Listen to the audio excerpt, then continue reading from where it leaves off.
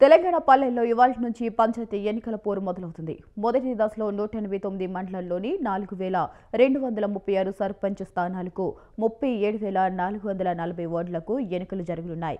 ఆయా జిల్లాల్లో ఇవాళ కలెక్టర్లు ఎన్నికల నోటిఫికేషన్ జారీ చేస్తారు. వెంటనే నామినేషన్ల స్వీకరణ ఆరంభమవుతుంది.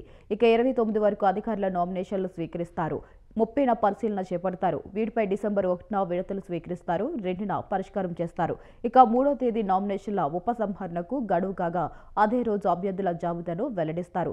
11న పోలింగ్ జరుగుతుంది. అదే రోజు ఫలితాలను వెల్లడిస్తారు.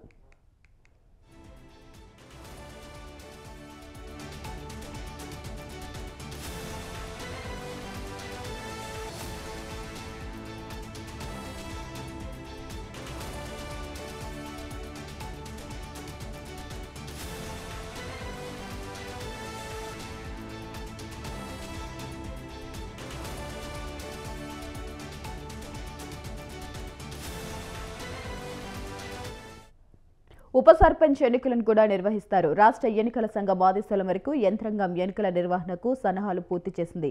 మొదటి దశ ఎన్నికల సన్నద్ధతపై బుధవారం అన్ని జిల్లాల కలెక్టర్లను, పోలీసుల కమిషనర్లను, ఎస్పీలు, సీనియర్ అధికారులతో రాష్ట్ర ఎన్నికల కమిషనర్ రానికి ముదుని వీడియో కాన్ఫరెన్స్ నిర్వహించారు.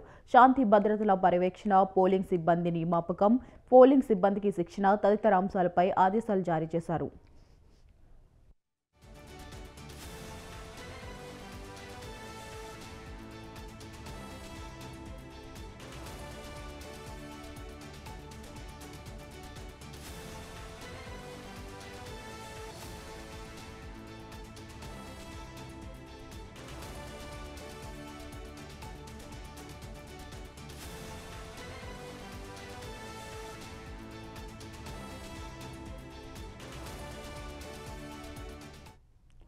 పంచాయతీ ఎన్నికలు పార్టీ రహితంగా జరిగేవే అయినా రాజకీయ పార్టీలో సందడి నెలకొంది. ఆయా పార్టీలు సర్పంచ్, ఉప సర్పంచ్ అభ్యర్థులను ఎంపిక చేశాయి. వార్డు సభ్యులు పదవులకు అభ్యర్థులను ఎంపికను స్థానిక నాయకులకు అప్పగించాయి.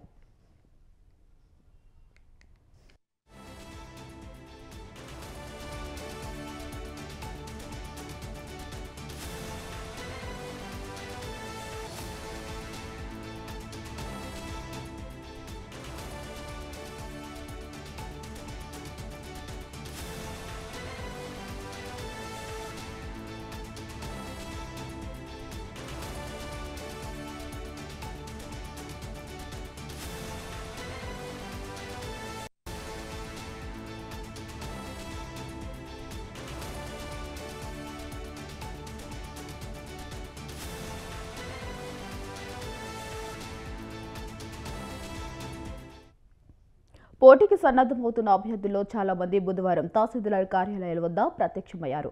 ఒక్కో కార్యాలయం వద్ద 50 నుంచి 100 మంది దాకా కనిపించారు. ఇక రిజర్వ్ స్థానాల్లో పోటీ చేసే అభ్యర్థులు విధిగా కుల ధృవీకరణ పత్రం సమర్పించాల్సి ఉంటుంది. ఆశావహులు చాలా మందికి ఈ పత్రాలు లేవు. ఇటీవల చదువు పూర్తి చేసుకున్న వారు మినహా ఇతరులు కొత్తగా దరఖాస్తు చేసుకుంటున్నారు. ఇక నిబంధనల మేరకు ఈ ధృవీకరణ పత్రాన్ని ఇచ్చేందుకు 30 రోజుల గడువు ఉంటుంది. నామినేషన్ల గడువు దృష్ట్యా తమకు వెంటనే ధృవీకరణ పత్రం ఇవ్వాలని వారు తహసీల్దార్పై ఒత్తిడి తెస్తున్నారు.